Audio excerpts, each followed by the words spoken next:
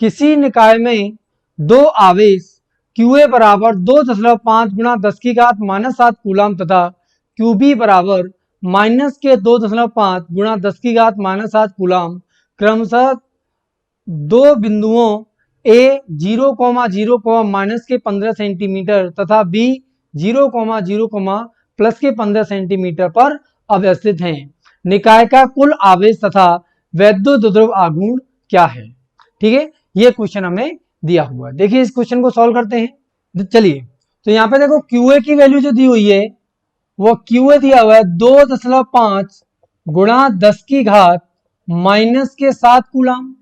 यह QA का मान दिया हुआ है और QB का मान दिया हुआ है QB बराबर -2.5 गुणा 10 की घात -7 कूलाम। ये QA और QB दो आवेश हैं और इन आवेशों की स्थितियां क्या है? बिंदु A और बिंदु B।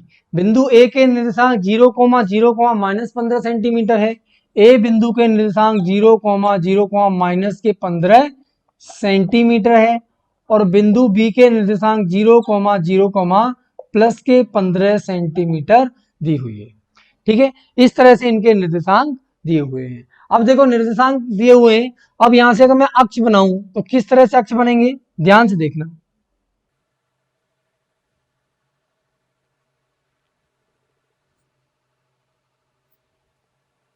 ठीक है, इस तरह से अक्ष दिए हुए हैं। ये x अक्ष है, ये y अक्ष है और ये क्या है?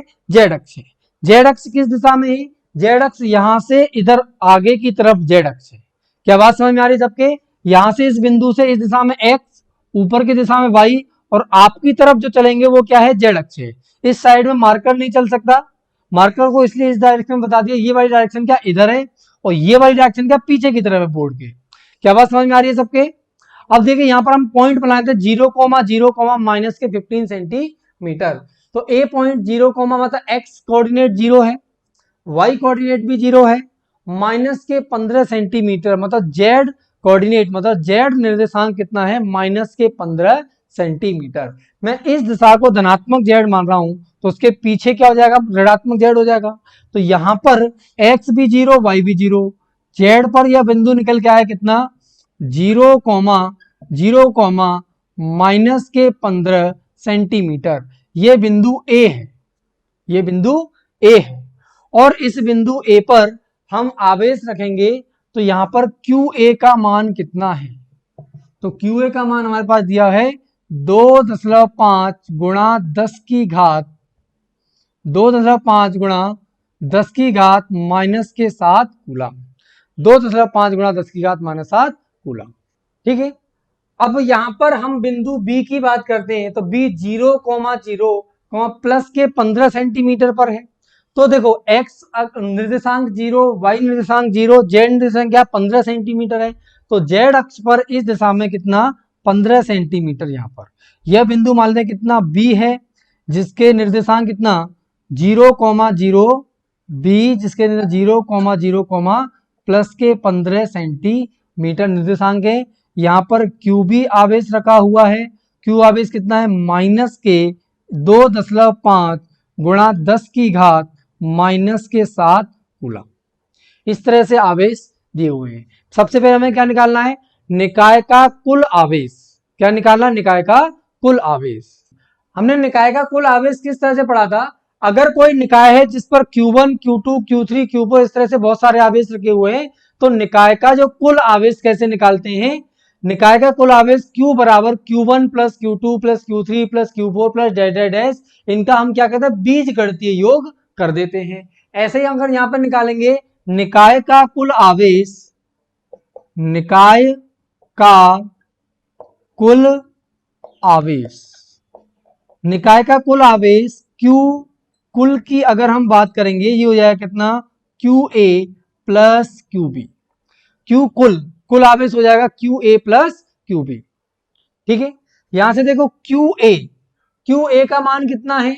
2.5 गुणा 10 की घात -7 कूलम और QB का मान कितना है? माइनस के 2.5 गुणा 10 की घात -7 कूलम।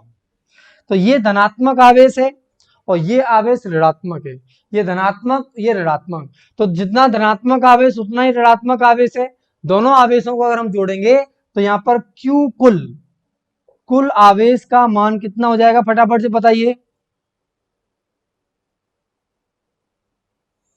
0 हो जाएगा। तो यहाँ पर निकाय का कुल आवेश कितना हो गया, 0।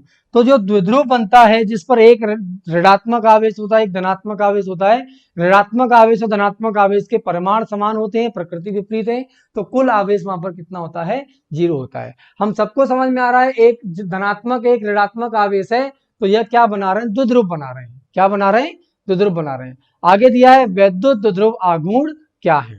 तो यह तो हमने कुल आवेश निकाला, अब निकालेंगे वैद्युत द्विध्रुव आघूर्ण। चलिए बात करते हैं किसकी, वैद्युत द्विध्रुव आघूर्ण की। वैद्युत द्विध्रुव आघूर्ण, तो देखो वैद्युत द्विध्रुव आघूर्ण क्या होता है, P बराबर Q गुणा D। D क्या है, दोनों आवेशों के मध्य की दूरी। जैसे मैंने यहां पर एक आवेश कितना ले लिया, माइनस का Q, और एक आवेश मैंने कितना लिया, प्लस का Q, और ये दोनों आवेशों की मध्य की दूरी है, तो P हो जाएगा Q गुणा D। ठीक है, कई कई जगह पर क्या होता है, यहां पर कितना माइनस के Q आवेश है और यहाँ पे कितना प्लस का Q आवेश है। इस दूरी को 2a लिया हुआ है। अगर इस दूरी को 2a लिया हुआ है तो P हो जाता है Q गुणा 2a। हालांकि ये जो Q में जिसका हम गुणा कर रहे हैं वह चीज क्या है, दोनों आवेशों के मध्य की दूरी। यहाँ पे 2a है तो 2a लिख दिया, D है तो क्या लिख दिया, D लिख दिया। क्या बात क्लियर है सबको। अब दोनों आवेशों के मध्य की दूरी ले ली, यह मान लेते हैं क्या है, मूल बिंदु O है। तो मूल बिंदु से इधर 15 सेंटीमीटर और मूल बिंदु से पीछे 15 सेंटीमीटर, दोनों आवेशों ए और बी के मध्य की दूरी कितनी होगी, 30 सेंटीमीटर होगी। क्या यह बात आपको समझ में आ रही है। यह मूल बिंदु से यह दूरी कितनी है, 15 सेंटीमीटर, और मूल बिंदु से वो दूरी भी कितनी है, 15 सेंटीमीटर। तो टोटल दूरी कितनी हो गई, 30 सेंटीमीटर। क्या सबको बात समझ में आ रही है। यहां पर डी हो जाएगा कितना, 30 सेंटीमीटर। इसको लिखेंगे 30 गुणा 10 की घात माइनस के 2 मीटर। दूरी को हमने किस में ले लिया, एसआई मात्रक में ले लिया, तो सेंटीमीटर को मीटर में बदलने के लिए 100 का भाग दे देंगे या 10 की घात माइनस 2 का गुणा कर देंगे। ठीक है, तो ये दूरी हो गई। अब यहाँ पे वैद्युत द्विध्रुव आघूर्ण निकालेंगे P बराबर Q कितना, 2.5 गुणा 10 की घात माइनस के 7, और दूरी कितनी है, 30 गुणा 10 की घात माइनस के 2। Q क्या है, आवेश, और D क्या है, दूरी। आवेश का मात्रक होता है कूलाम और दूरी का मात्रक होता है मीटर, तो इसका ऐसा ही मात्रक हो जाएगा कूलाम मीटर। ठीक है, तो इसका ये कूलाम मीटर, इसका ऐसा ही मात्रक हो गया। अब यहाँ पर इसको गुणा कर लेते हैं, 2.5 गुणा 30 करेंगे तो कितना, 75 निकल के आएगा। P का मान कितना हो गया, 75 गुणा 10 की घात, ये माइनस के 7, ये माइनस के 2, तो 10 की घात कितना हो जाएगा, माइनस के 9 कूलाम मीटर। तो यहाँ पे हम P को क्या लिख सकते हैं, 75 गुणा 10 की घात माइनस 9 कूलाम मीटर। P बराबर तो 7.5 गुणा 10 की घात माइनस के 8 कूलाम मीटर। यहाँ पे एक दशमलव लगा दिया, एक जीरो के बाद दशमलव लगाएंगे तो क्या हो जाएगा, यहाँ पर 10 की घात माइनस 9 में एक जुड़ जाएगा, तो 10 की घात कितनी होगी, माइनस के 8 हो गई। तो P बराबर 7.5 गुणा 10 की घात माइनस 8 कूलाम मीटर, या फिर 75 गुणा 10 की घात माइनस 9 कूलाम मीटर। ये कूलाम मीटर है, सेंटीमीटर में समझ लेना इसको, यहाँ पर डैश लगाया हुआ है, कूलाम मीटर। चलिए यहाँ पर हम एक चीज की चर्चा और करते हैं, वैद्युत द्विध्रुव आघूर्ण आपसे पूछा हुआ है, तो वैद्युत द्विध्रुव आघूर्ण कैसी राशि है, सदिश राशि है। वैद्युत द्विध्रुव आघूर्ण अगर सदिश राशि है तो सदिश राशि में इसका परिमाण भी देना है और इसकी दिशा भी देनी है। क्वेश्चन में आपको ये नहीं बोलेगा कि इसका परिमाण भी बताओ और दिशा भी बताओ, उसने वो क्वेश्चन बोल दिया कुल आवेश तथा वैद्युत द्विध्रुव आघूर्ण ज्ञात कीजिए। उसने बोल दिया वैद्युत द्विध्रुव आघूर्ण ज्ञात कीजिए, मतलब वैद्युत द्विध्रुव आघूर्ण की दिशा भी बतानी है, वैद्युत द्विध्रुव आघूर्ण का परिमाण भी बताना है। तो यहाँ पर तो ये तो हो गया इसका वैद्युत द्विध्रुव आघूर्ण का परिमाण। बात करते हैं हम किसकी, दिशा की। दिशा की अगर हम बात कर रहे हैं तो दिशा क्या होती है, माइनस क्यू आवेश से प्लस क्यू आवेश की तरफ। विद्युत ध्रुव आघूर्ण की दिशा माइनस क्यू आवेश से प्लस क्यू आवेश की तरफ होती है। तो ये आवेश क्या है, माइनस ऋणात्मक आवेश है, ये आवेश क्या है, धनात्मक आवेश। तो ऋणात्मक आवेश से धनात्मक आवेश की ओर, ऋणात्मक आवेश से धनात्मक आवेश की ओर इसकी दिशा हो जाएगी। तो अगर ये धनात्मक जेड अक्ष है तो ये क्या इस दिशा में ऋणात्मक जेड अक्ष हो जाएगा। तो इसकी दिशा, दिशा की अगर हम बात करेंगे तो दिशा क्या हो जाएगी, दिशा ऋणात्मक जेड अक्ष की ओर, इसकी दिशा क्या हो जाएगी, ऋणात्मक जेड अक्ष की ओर। तो इसका परिमाण निकल के आया 7.5 गुणा 10 की घात -8 कूलाम मीटर, और इसकी दिशा हो गई ऋणात्मक जेड अक्ष की ओर। देखिए क्वेश्चन में रीड करता हूं, क्या क्वेश्चन दिया हुआ है, प्लस माइनस 10 माइक्रो कूलाम के दो आवेश एक दूसरे से 5 mm दूरी पर स्थित हैं। ठीक है, तो 10 प्लस माइनस 10 माइक्रो कूलाम है, एक माना थे आवेश कितना है, माइनस के 10 माइक्रो कूलाम, कितना दिया है, माइनस के 10 माइक्रो कूलाम, और एक आवेश दिया हुआ है कितना, प्लस के 10 माइक्रो कूलाम आवेश। दो आवेश दिए हुए, माइनस के 10 माइक्रो कूलाम, प्लस के 10 माइक्रो कूलाम, एक दूसरे से 5 mm की दूरी पर स्थित हैं। तो इन दोनों के मध्य की दूरी कितनी है, 5 mm। इन दोनों के मध्य की दूरी कितनी है, 5 mm, 5 मिलीमीटर की दूरी है। इस बिंदु को हमने क्या मान लिया, ए, इस बिंदु को हमने क्या मान लिया, बी। ठीक है, आगे देखो क्वेश्चन में क्या दिया हुआ है, क्वेश्चन में दिया हुआ है इस द्विध्रुव के अक्ष पर द्विध्रुव के केंद्र से, ध्रुव के केंद्र ओ से, द्विध्रुव का केंद्र कितना है, ओ, द्विध्रुव के केंद्र ओ से क्या दिया हुआ है, धनावेश की ओर 15 सेंटीमीटर दूरी पर स्थित किसी बिंदु P पर, तो यहां से कितना, 15 सेंटीमीटर दूर, किधर, धनात्मक आवेश की ओर, 15 सेंटीमीटर की दूरी पर, 15 सेंटीमीटर की दूरी पर धनात्मक की ओर एक बिंदु क्या है, P है, एक बिंदु क्या है, P है, और इस बिंदु पर हमें क्या निकालना है, विद्युत क्षेत्र का मान ज्ञात करना है। क्वेश्चन को सॉल्व करते हैं। यहां पर ये जो दूरी है, दोनों आवेशों के मध्य की दूरी कितना हो गया, 2a। 2a का मान कितना है, दोनों आवेशों के मध्य की दूरी अगर मैंने ये कितनी मान ली, 2a, तो 2a का मान कितना हो गया, 5 mm, 5 mm, मतलब 2a का मान हो गया 5 गुणा 10 की घात -3 मीटर। और आवेश कितना दिया है, Q बराबर 10 माइक्रोकूलाम, तो 10 माइक्रोकूलाम मतलब गुणा 10 की घात -6 कूलाम, तो आवेश हो गया 10 की घात -5 कूलाम। आवेश हो गया 10 की घात -5 कूलाम, और दोनों आवेशों के मध्य की दूरी दे रखी है 5 गुणा 10 की घात -3 मीटर। अगर यहां से मैं निकालूं विद्युत द्विध्रुव आघूर्ण, क्या निकालूं, विद्युत द्विध्रुव आघूर्ण,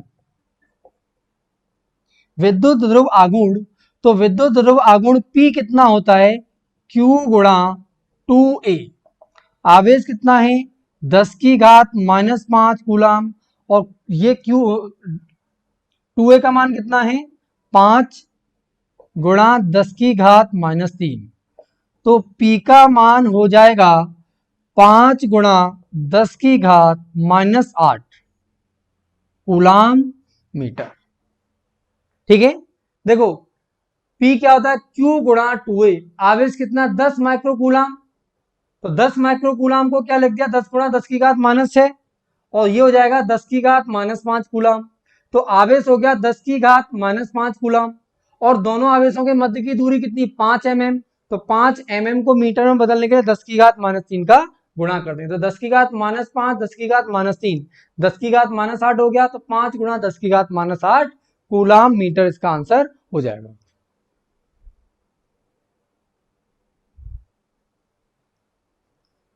तो चलिए, ये हमने विद्युत द्विध्रुव आघूर्ण निकाल लिया।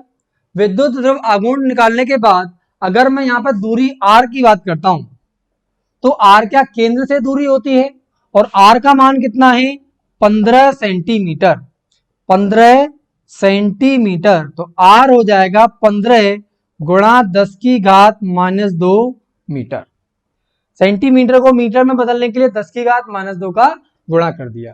ठीक है, अब इसके बाद हमें क्या निकालना है, अक्ष। देखो ये क्या, अक्ष पर स्थित बिंदु P पर विद्युत क्षेत्र की तीव्रता। अक्ष या द्विध्रुव के अक्ष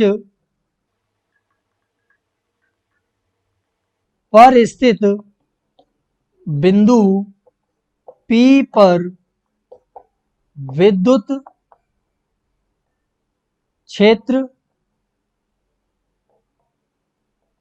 ठीक है ना, द्विध्रुव के अक्ष पर स्थित, द्विध्रुव के अक्ष पर स्थित बिंदु P पर विद्युत क्षेत्र। तो बिंदु P पर अगर विद्युत क्षेत्र की बात करेंगे तो विद्युत क्षेत्र कितना है E, और विद्युत क्षेत्र E का मान कितना होता है 2kP अपॉन RQ। E बराबर 2kP अपॉन RQ। तो 2kP अपॉन RQ, 2k का मान 9 गुणा 10 की घात 9, P का मान कितना है 5 गुणा 10 की घात -8।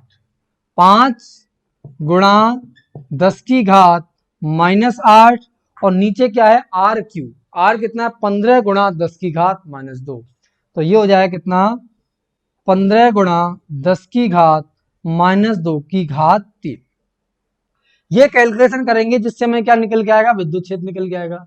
अब विद्युत क्षेत्र का परिमाण तो हमने यहां से निकाल लेंगे और विद्युत क्षेत्र की दिशा देखेंगे तो विद्युत क्षेत्र की दिशा ये धनात्मक है, तो धनात्मक से इस दिशा में विद्युत क्षेत्र होगा। ठीक है ना, विद्युत क्षेत्र की दिशा P की ओर होती है तो ऋणात्मक से धनात्मक की ओर P की दिशा है, और इसी दिशा में ही क्या निकल के आएगा, विद्युत क्षेत्र निकल के आएगा। तो विद्युत क्षेत्र की दिशा क्या होगी, ऋणात्मक आवेश से धनात्मक की ओर होगी, और उसका परिमाण जो निकल गया 2 गुणा 9 गुणा 10 की घात 9 गुणा 5 गुणा 10 की घात -8 बटे 15 गुणा 10 की घात -2 की होल घात कितनी हो जाएगी 3। ठीक है, इसको सॉल्व करते हैं। ई का मान तो ये हो जाएगा 2 गुणा 9 गुणा 5 बटे 15 गुणा 15 गुणा 15। 2 गुणा 9 गुणा 5, नीचे 15 गुणा 15 गुणा 15 घात 3 है। ये 10 की घात कितना 9 माइनस के 8 और ये 10 की घात -2 की घात 3, 10 की घात -6, 10 की घात -6 ऊपर जाके +6 हो जाएगी, तो 10 की घात +6। 9 से 15, 15 में से 8 गए तो 7, तो 10 की घात कितनी हो जाएगी 7 हो जाएगी। और बाकी इसको जब सॉल्व करेंगे तो ये कैलकुलेट होके जो मान निकल के आता है, यह मान लगभग निकल के आएगा 2.6 गुणा 10 की घात 5 न्यूटन पर कूलम। 2.6 गुणा 10 की घात 5 न्यूटन पर कूलम। इसको जब हम कैलकुलेट करेंगे तो ये मान निकल के आएगा। क्वेश्चन दिया हुआ देखो, आवेश कितना था, +-10 माइक्रो कूलम था, यहां पर -10 माइक्रो कूलम, यहां पे कितना +10 माइक्रो कूलम। ये बिंदु ए मान लिया, ये बिंदु बी मान लिया, यह मध्य बिंदु ओ है, यह मध्य बिंदु ओ है, और इस ए बी के लंबवत यहां से कितनी दूरी पर 15 सेंटीमीटर की दूरी पर एक अन्य बिंदु P दिया हुआ है, बिंदु ए और एक बिंदु बी है, यह बिंदु मध्य बिंदु ओ है। ठीक है, यहां पर अगर हम देखेंगे तो इस बिंदु P पर 15 सेंटीमीटर में विद्युत क्षेत्र की तीव्रता ज्ञात करनी है। और यह क्या विषुवतीय तल हो गया, तो विषुवतीय तल पर स्थित बिंदु पर विद्युत क्षेत्र, विषुवतीय तल पर स्थित बिंदु पर विद्युत क्षेत्र निकालना है। तो यहां पे देखो विद्युत क्षेत्र कैसे निकालेंगे, यहां पे लिखेंगे E बराबर, यह विषुवतीय तल पर विद्युत क्षेत्र है, कितना आता है KP अपॉन RQ। E बराबर KP अपॉन RQ, और सदिश रूप में लिखेंगे तो यहां पे माइनस आ जाता है, P पर क्या आ जाता है इस तरह से। ठीक है ना, माइनस के KP अपॉन RQ। लेकिन अगर विद्युत क्षेत्र का परिमाण लेंगे तो परिमाण क्या निकल के आएगा, KP अपॉन RQ। देखो ये हमने क्या निकाला, 2kp/r क्यू निकाला था। ऐसे में क्या निकालना है, kp/r क्यू निकालना है। k का मान 9 गुणा 10 की घात 9, p का मान कितना है 5 गुणा 10 की घात -8 और r का मान कितना है 15 गुणा 10 की घात -2 की घात 3। तो ये जो मान निकल के आएगा, ये जो मान निकला इसका आधा निकलेगा। ये 2.6 तो लगभग कितना निकल के आएगा, यह मान लगभग मान निकल के आएगा 1.3 गुणा 10 की घात 5 न्यूटन पर कूलम। ठीक है। दिशा की अगर हम बात करें तो P की दिशा ऋणात्मक आवेश से धनात्मक आवेश की तरफ है, तो इसकी दिशा क्या होगी, इसकी दिशा की विपरीत हो जाएगी। तो ये दिशा किसकी हो गई, विद्युत क्षेत्र E की दिशा हो गई। क्या बात समझ में आ रही है। तो विषुवतीय तल पर विद्युत क्षेत्र की दिशा क्या होगी, P के विपरीत में होगी, और अक्ष पर स्थित विद्युत क्षेत्र की दिशा होगी P की ओर होगी। तो यहां पर जब दिशा की बात करें तो क्या सदिश लगा लेंगे, तो यहां दिशा हो जाएगी P की ओर, P की ओर, और यहां पर दिशा क्या हो जाएगी P के विपरीत। P क्या है, विद्युत ध्रुव आघूर्ण, जिसकी दिशा ऋणात्मक आवेश से धनात्मक आवेश की ओर होती है।